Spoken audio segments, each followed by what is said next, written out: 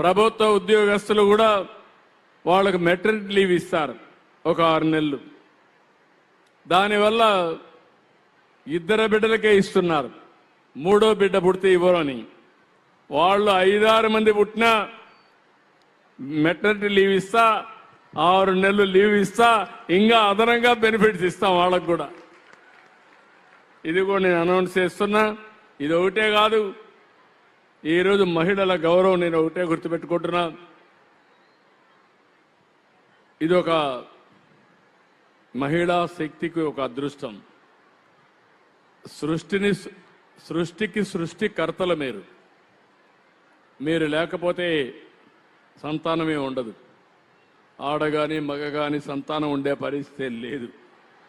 అలాంటి మిమ్మల్ని నేను కోరేది ఏంటంటే, భవిష్యత్తులో మనందరం ఫ్యూచర్ని ఆలోచిద్దాం, వ్యాపారాలు చేద్దాం, డబ్బులు సంపాదిద్దాం, గౌరవంగా ఉందాం. అదే సమయంలో జనాభాను కూడా మేనేజ్ చేసే పరిస్థితి రావాలి. నేను అందుకే ఒక మాట చెప్పి పాపులేషన్ మేనేజ్మెంట్ అన్నాను. ప్రపంచంలో భారతదేశం ఒక శక్తివంతమైన దేశం. 2047కి ప్రపంచంలో అగ్రదేశంగా మన దేశం తయారవుతుంది.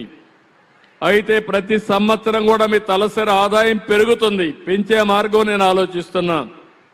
నేనేదో 47 చెప్పి ఆకాశంలో అరుంధతి నక్షత్రాన్ని చూపించడం లేదు. పెళ్ళైతే మన వాళ్ళు చెప్తా ఉంటారు, చూపించి అరుంధతి నక్షత్రం చూడమంటారు, కనపడదు.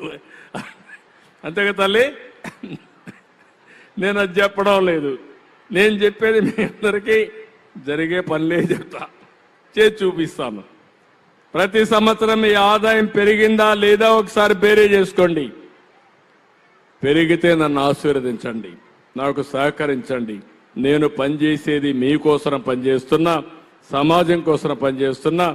దయచేసి ఆలోచించమని మిమ్మల్ని అందరినీ కోరుతున్నా. మీ అందరికీ ఆమోదయోగ్యమైతే గట్టిగా చప్పట్లు కొట్టి మేము ఆమోదిస్తామని చెప్పాలి.